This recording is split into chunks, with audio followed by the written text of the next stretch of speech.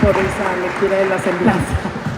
No se hayan aburrido, pero bueno, es un placer y un privilegio regresar aquí a Jicotencar, aquí a la antigua casona del Senado de la República, en esta ya mañana o ya, ¿no? Ya tarde, maravillosa, de un clima espléndido aquí en la ciudad. Y decirle que muy agradecida con usted, doctora Soraya Bañuelos de la Torre, por esta invitación y esta oportunidad para poder intercambiar ideas entre abogados, defensores de los derechos humanos, académicos, legisladoras, legisladores, estudiosos de las distintas materias de todo interdisciplinario, y sobre todo que tenga esta iniciativa la Federación Mexicana de Colegios de Abogados, AC, en este pues es su congreso. ¿Cuántos años cumplen? Bueno, nosotros 53 años. Ya 53 años, bueno, usted no había nacido cuando empezaron. Muy joven usted. Entonces, en ese sentido, pues siempre es un placer y un privilegio estar permeándonos de las ideas de los demás. Yo veo en el tema migratorio, en este fenómeno, varias aristas que se están recrudeciendo por el orden, el nuevo orden que se ha implementado desde la llegada de Donald Trump. Este nuevo orden no necesariamente es bueno en el tema migratorio, que en la relación de México con Estados Unidos es un irritante en la relación, porque la relación que tenemos con Estados Unidos no solamente tiene el componente migratorio, sino está el componente económico, comercial, que es un éxito con la famosa firma desde 1995 del Tratado de Libre Comercio por el presidente Bush y Salinas, y que ha rendido muchos frutos en todas las vertientes económicas, sobre todo en el establecimiento de cadenas de valor productivo automotriz y de autopartes. Eso no tiene problema. La frontera de 3,000 kilómetros se vuelve una frontera dinámica, una frontera con muchísimo auge, de las más generadoras de divisas y de recursos a los dos países, y quiero decir a los tres países porque también Canadá está dentro de ese tratado tripartita, y que pero una cosa es el éxito comercial, una cosa es también que tenemos más de 4,000 instrumentos internacionales con Estados Unidos, 4,000 instrumentos internacionales que tienen que ver desde acuerdos bilaterales entre las hermandades, ciudades, acuerdos administrativos, entre las milicias, entre las agencias de seguridad, y por supuesto el que rige todo, la cereza del pastel, pues es el Tratado de Libre Comercio. Pero bien, hablemos de los irritantes, en este caso, que es la migración. La migración, Estados Unidos tiende a vincularla con la seguridad. Y eso nosotros siempre lo hemos señalado como una especie de una restricción, es decir, no estamos de acuerdo en vincular el problema migratorio, el fenómeno migratorio, con la seguridad, porque lo vinculan con la seguridad de la frontera del siglo XXI, que es esta frontera que a su vez tiene cosas positivas, pero para ellos la parte ríspida de la relación es la migración. Como también para nosotros en la parte ríspida de la relación es la introducción de armas a nuestro país, que lo hemos señalado no una, muchísimas veces. Acuérdense aquel tema de Rápido y Furioso con Obama, que teníamos el ADN de la bala, el ADN, que todas las armas estaban y caían en manos del crimen organizado. Y así las cosas, también ellos, pues obviamente otro irritante de la relación es el trasiego de estupefacientes, de drogas.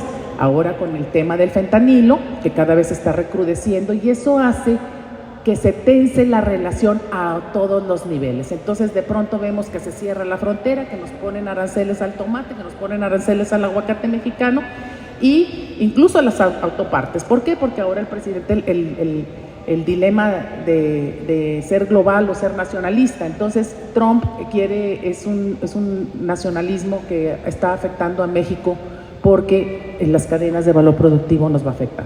Pero volviendo al tema migratorio,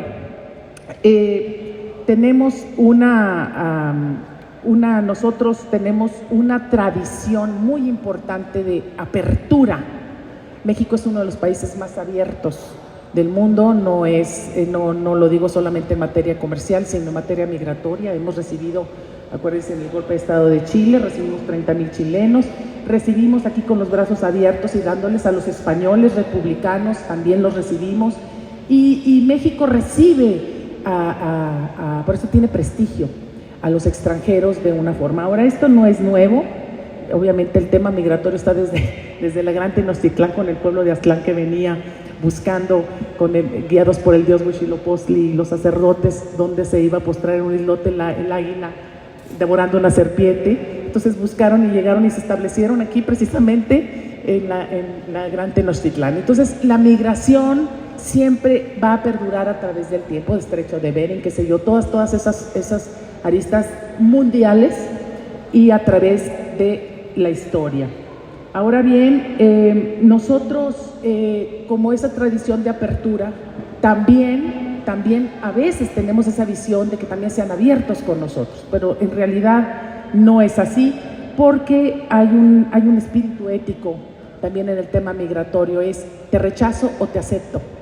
¿Sí? Entonces el etos está siempre jugando un tema importante también, incluso en nuestras leyes. Hay que recordar que las leyes de todo el tema migratorio son leyes de política interna, y que Estados Unidos no está obligado a regirse por nuestros propios parámetros, pero sí está obligado a cumplir en el marco del respeto a los derechos humanos.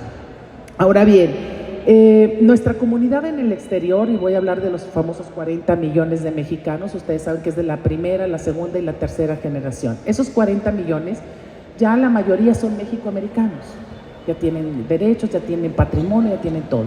4.8 millones son irregulares, y esos son los que amenaza el presidente Trump de regresar. Las cosas han cambiado.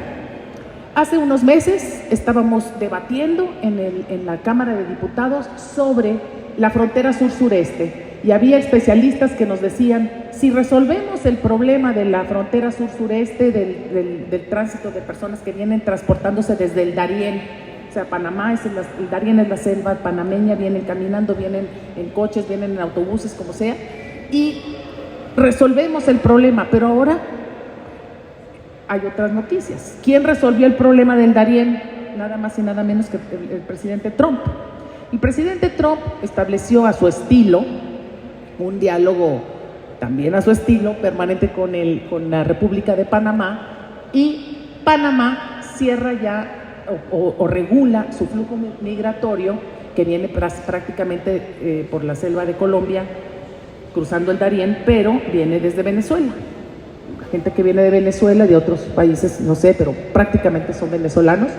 Entonces el presidente Trump resuelve ese problema, y no quiero decir que lo resuelve positivamente, porque también me imagino que hay muchísimas violaciones a derechos humanos, qué sé yo, porque es muy, muy duro ese tránsito.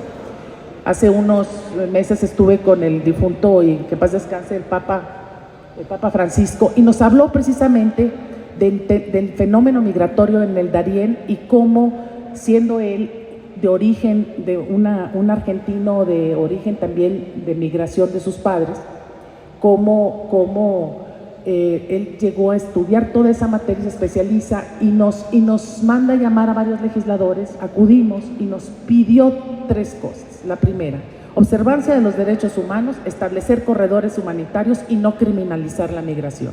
Y creo que el Papa tenía razón, y tiene razón.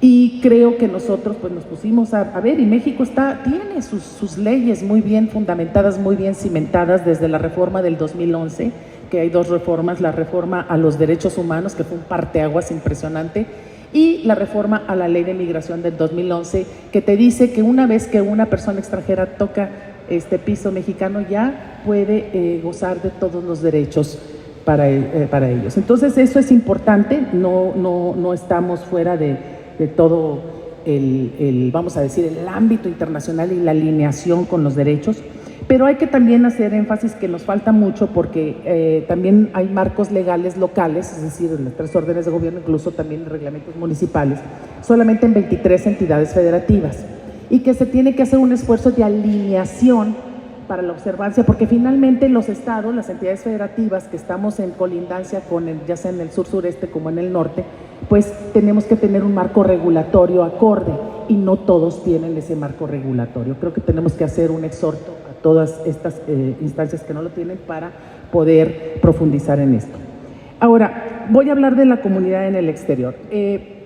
Ya sabemos, ya se ha hablado seguramente aquí de las remesas y del Producto Interno Bruto que todos nuestros connacionales generan para Estados Unidos, pero también cómo participan para paliar con 5 millones de viviendas o 5 millones de familias, paliar la pobreza o la más o menos clase medias que apenas alcanza, porque México, hay que decir, no somos un país pobre, ya no somos un país pobre, eso de que la pobreza y que no, somos un país de clases medias y queremos aspirar a que tengamos una clase media pudiente que pueda seguir dando felicidad o que dé más felicidad a la gente, que podamos todos vivir mejor. Y en ese sentido, los 64,000 millones que ahora los acaban de grabar con el 1%, que amenazaban con el 2.5% de impuestos, pues prácticamente ha sido una cosa histórica, porque yo me acuerdo hace algunos años eran de 24 y ha crecido exponencialmente, y esto quiere decir que la comunidad no abandona a su lugar de origen. Las comunidades cuando regresan, no regresan siendo los mismos. Un mexicano que se va y regresa, no regresa igual, regresa con destrezas, con habilidades, hablando bilingües, con dinero para emprender. Entonces hay muchísimos casos de éxito, pero muchísimos que vale la pena incluso hasta documentar. Yo creo que México debe de reafirmar su compromiso con un enfoque humanista, ético y constitucional en la materia migratoria. Creo yo que la Convención Internacional sobre los Derechos de los Trabajadores Migratorios y sus Familias de la ONU desde 1990 ha ayudado muchísimo a que nuestras leyes laborales se alineen en ese tenor, y también los instrumentos internacionales, y decirles que desde el Pacto Mundial de las Migraciones que impulsó México con este famoso concepto de vamos o reconocemos a una migración ordenada, regular, segura, y yo pondría no criminalizante, no criminalizada. Yo creo que había que enfocarnos en no criminalizar y que no nos criminalicen ni a nuestros migrantes ni nosotros criminalizar a los que recibimos. Ahora tenemos muchas organizaciones muy buenas que nos pueden dar grandes experiencias, como ACNUR, como la OIM y la Corte Interamericana de Derechos Humanos. Creo yo que si nosotros hacemos un esfuerzo, y ya lo he estado yo hablando con mis colegas, de estar en una armonización legislativa, podemos llegar a mejor puerto, podemos perfeccionar nuestras leyes y ayudar mejor a la gente. Y es aquí donde yo te involucro para poder estar con ustedes, que tengamos un acompañamiento de ustedes, la barra de abogados, para que podamos hacer algo muy importante por el país en esta materia. Muchas gracias y muchas gracias por esto. Y decirles también que tenemos un foro que se llama el Foro de Presidentes Legislativos de América Latina, que ya se creó una ley marco, FOPREL se llama. Esa ley marco también ha contribuido muchísimo para no criminalizar, para la reagrupación familiar garantizada, porque eso es un problema que seguramente van a discutir los especialistas. Tenemos un gran problema ante esta oleada que se va a venir de Estados Unidos a México para la repatriación o para el reenvío de todos nuestros connacionales, porque ya tenemos el indicio, bueno, ya sabemos que el ICE ya les multiplicó el presupuesto y bueno, el CP1, todo eso. Entonces vamos a tener, esto ya va a ser real, porque hasta ahorita, según las cifras que tenemos de mexicanos en retorno, son alrededor de 70,000. Eran 70,000 y creo que incluso hasta mexicanos eran 50 y 20,000 de otros países centroamericanos. Pero yo creo que aquí va a ser básico el de proteger a los niños, niñas y adolescentes, y también el acceso universal de todos los programas sociales en servicios y justicia expedita. Hace algunos meses estuvo Mario Delgado, el secretario de Educación, en el seno de la comisión, y estuvo también el director general de Servicios Laborales de la Secretaría del Trabajo, y prometieron o hablaron sobre la regularización y la estandarización, o vamos a decir, de la admisión de expedita para los niños y adolescentes en las escuelas. Ese es un buen punto, creo que ya se está dando, pero queda pendiente el de poder reconocer y certificar las habilidades y destrezas de todos los mexicanos que van a venir, que se puedan integrar en empresas, como lo han hecho en Oxxo, por ejemplo. Claro que es otro tipo, es industria de los servicios, pero creo que ese sería un desafío para la parte educativa. Creo yo que también tenemos a nivel legislativo otro desafío, que es el de, por ejemplo, reconocer a los migrantes por cambio climático, al de reconocer a los migrantes por violencia. Me estoy refiriendo a los que vienen del sur-sureste, que ahora, no les dije bien la cifra, pero antes eran miles y ahora ni siquiera, ni 300 por día, ni siquiera. Y entran y salen, entran y salen. ¿Qué quiere decir?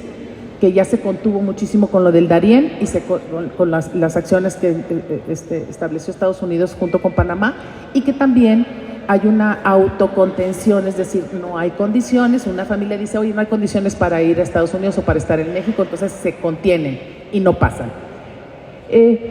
Creo yo que tenemos que estar constantemente hablando desde el punto de vista del debate de una justicia migratoria y en una condición de democracia.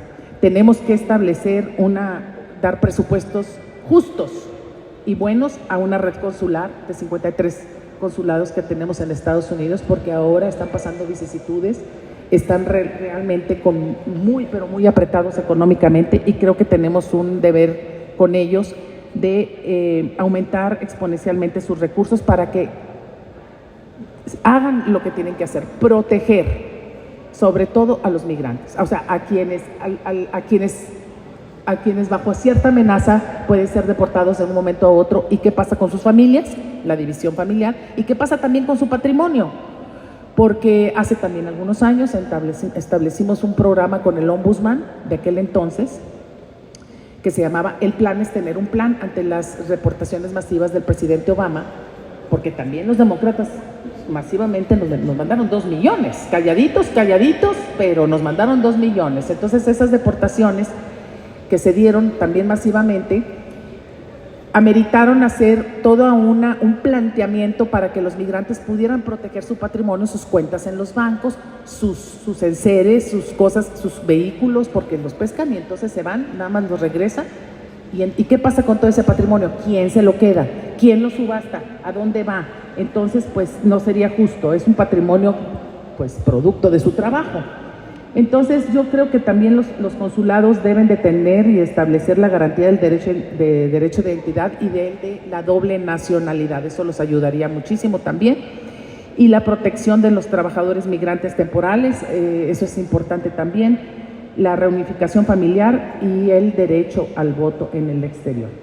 Ahora bien, creo yo que en este momento estamos en pues no es una crisis, pero sí tenemos que estar muy preparados en México, porque, como digo, bien, va a venir la oleada de retornados y no es para nosotros nada nuevo. No hay nada nuevo bajo el sol, ya lo sabemos, pues tenemos muchísima expertise en eso. ¿Por qué? Porque México ha contribuido al debate mundial de la migración por donde estamos ubicados. Entonces yo creo que tenemos que hacer un esfuerzo legislativo alineado con el Poder Ejecutivo, siempre con un diálogo respetuoso, para poder para lograr la transformación consular en centros activos y reales de la defensa de los derechos.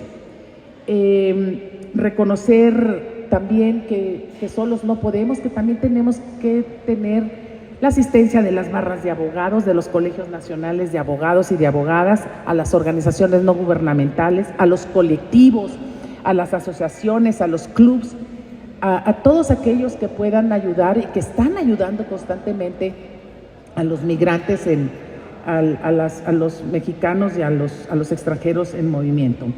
Ahora bien, tenemos que echar mano también de la legislación internacional. Hay una lista, aquí yo tengo una lista tremenda de todo, ya está muy documentada, la pueden consultar, pero creo que se establecen los protocolos, se establecen los mínimos de garantías, y creo que si nosotros seguimos alineando a la parte internacional llegaremos siempre a un buen puerto.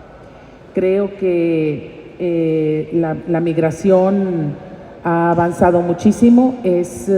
Simple y sencillamente tenemos que poner en el centro a las personas, buscar la no criminalización, el respeto a los derechos humanos y todos los derechos para todas las personas. Hasta ahí sería mi intervención. Muchas gracias por el tiempo y bueno, siempre estoy a sus órdenes. Gracias.